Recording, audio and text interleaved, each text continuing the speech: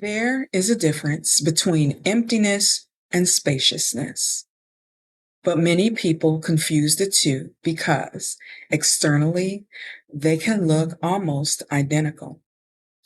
Both can involve being quiet and they both can involve being still. And when the distractions stop, we notice. But internally, they are completely different experiences.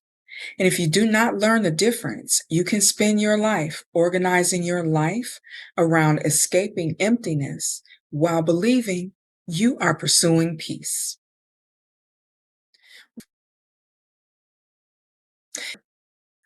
Welcome to Sharonda is Evolving.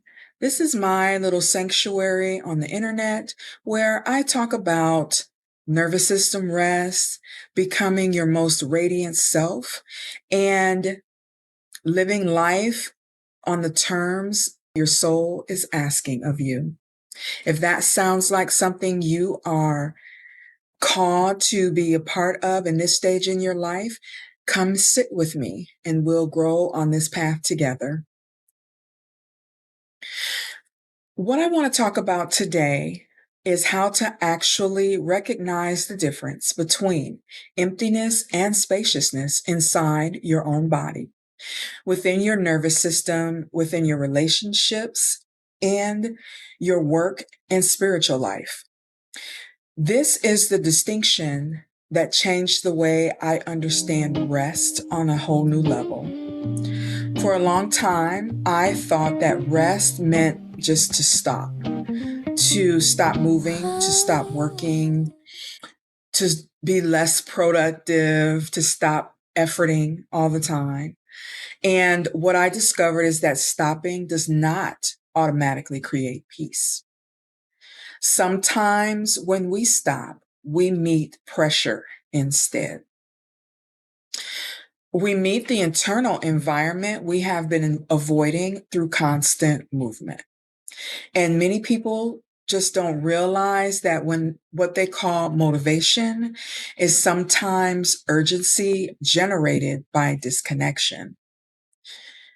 Emptiness, for me, creates urgency. Spaciousness, for me, creates contact. And that is the simplest way I know how to say it. When I am experiencing emptiness, there is a pressure that I feel inside of me. And I feel compelled to fill in that space. I want to accomplish something immediately. And so I start organizing around productivity. My mind becomes noisy and everything's feeling urgent. And then I start reaching for control. And here is the most important part for me. Those actions themselves are not necessarily unhealthy. Working is not unhealthy. Being productive is not necessarily unhealthy. And being creative is not unhealthy. The question is not whether or not I'm moving. The question becomes, what is my movement trying to resolve for me internally? Because I can create from spaciousness. I can work from that spacious place. I can lead from that spacious place. Or I can do all of those things from emptiness. Externally, the behaviors may look identical, but internally, they are worlds apart. So when movement comes from emptiness, the nervous system is trying to regulate through accomplishment. And so I'm not just answering the emails. I'm trying to escape the pressure. I'm not just staying busy. I'm trying to outrun contact with my own self. And then my helping becomes trying to secure my worth, my value, my identity, or my belonging. And many people have become so adapted in this way of living that the urgency begins feeling normal. And we can no longer tell the difference anymore between inspiration and compulsion. One of the clearest signs that I have moved into emptiness is that everything suddenly feels immediate. My mind starts telling me that I need to fix this now. I need to solve this problem. I need to figure out my whole life in 5 minutes, and I need to become enough right now in this moment. And when that happens, my perception becomes narrow. This is one of the things that emptiness does for us, right? It collapses the nervous system into managing mode. But spaciousness feels really different. Spaciousness feels alive. It feels open and connected. And this is where I can find my breath. This is where I am touched by beauty. And I can feel that bittersweet ache of longing without immediately feeling like I need to quench it or solve something. Another important distinction is that it doesn't remove the longing. In fact, actually, spaciousness may increase the longing deeply, right? But longing inside of the spaciousness feels devotional instead of desperate. And while there's grief and tenderness, there's also a bittersweetness. And there's also a relationship. I get to feel connected to life while longing moves through me. Emptiness will say, something is missing and I need to fix it immediately. But spaciousness tells me I am in relationship with something larger than myself. This is why true rest is so difficult for many of us. Because when we become still, we often encounter the emptiness before the spaciousness emerges. And that is important to understand compassionately, that stillness initially exposes what movement has been covering. It has been covering for us exhaustion, fear, grief, self-abandonment, over responsibility, the pressure to prove myself, the pressure to find value in self-sacrifice. And so when someone says to me, I can't relax, I often believe that what they mean is when I slow down, I encounter the parts of myself that I have been managing through this movement. And this is deeply connected to our nervous system and our adaptive strategies. You know, if our body has learned that stillness equals vulnerability, exposure, criticism, collapse, then of course, spaciousness won't feel accessible immediately. Our nervous system can interpret this as danger before it experiences it as sanctuary, which means spaciousness cannot be forced. I cannot shame myself into spaciousness. I cannot productivity hack my way into presence. And I cannot perform rest while remaining internally disconnected. Spaciousness emerges through safety and contact. And this is where embodiment becomes very important. Embodiment is not simply noticing sensations in the body. It's restoring relationship with myself. It is becoming able to remain present with my own experience without immediately escaping into proving, fixing, helping, hustling, ideating, or overfunctioning. Pardon me. And that takes practice.